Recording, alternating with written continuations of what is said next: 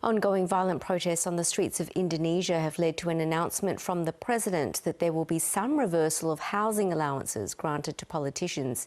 Protesters say the perks are unfair and far exceed the wages of normal working Indonesians. For more on this, let's speak to Professor Vedi Hadiz, Director of the Asia Institute at the University of Melbourne. Professor, it appears political parties have heard the protesters' complaints and the president has announced the removal of controversial perks for lawmakers. What did Prabowo Subianto say? Well, he said that he understood the aspirations of the people and that he would like there to be order and peace again in the streets. And towards that, he's met one of their demands, and that is for the removal of the controversial perks for the parliamentarians.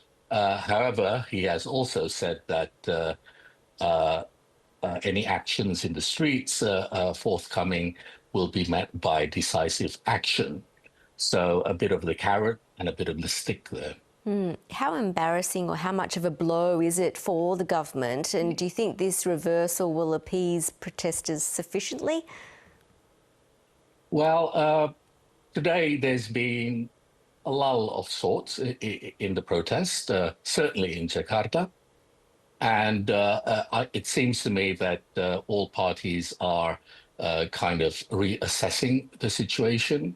I've spoken to some activists who have said that they were cognizant of the barely veiled threat from the government about the use of force, and that they didn't want to be unwittingly trapped in the middle of elite conflicts, which they think are encroaching on these protests. So I think that while they're reassessing the situation, you will probably get a bit of a lull. But I think there needs to be a few more concessions made, which are actually not so difficult, such as releasing some of the detainees from the protests that they've arrested. But there are a couple of harder ones. And I think that for Prabowo, actually, he's already thought of this anyway. And one of the main demands of the protesters, because of the death of the motorcycle taxi driver, is the removal of the chief of police. Now, he is an appointee of the former president, a loyalist of the former president, and I do believe that Prabowo actually has always had in mind his removal anyway. Because the protests really got out of control over the weekend with the burning and looting of some politicians' homes. And over the past week, we've seen at least 5 deaths related to these protests. Yeah, I think the figure is closer to 6. I've heard up to 8.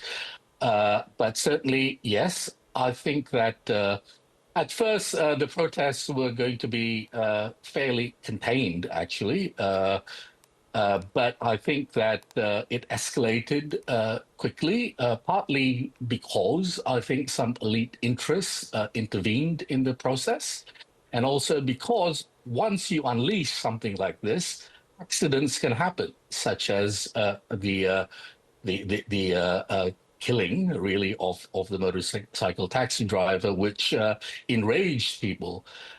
So yes, things did get out of hand, and I probably would say that Indonesian politicians, Indonesian security forces, probably overestimated their capacity to control the crowd. So you ask whether this is embarrassing to Prabowo as a military strongman. Yes, this is embarrassing, but remember that he talks the language of law and order and political stability, and this sort of thing can provide the pretext for actually more repressive policies from him, which he was already undertaking anyway before these protests started. And also, he might actually use this as a way of increasing the role of the military in civil and economic affairs, which he has been doing anyway. And this gives him more of an excuse to do that. Professor Vedi Hadiz, really good to get your thoughts. Thank you so much for joining The World Tonight. No problem. Thank you very much.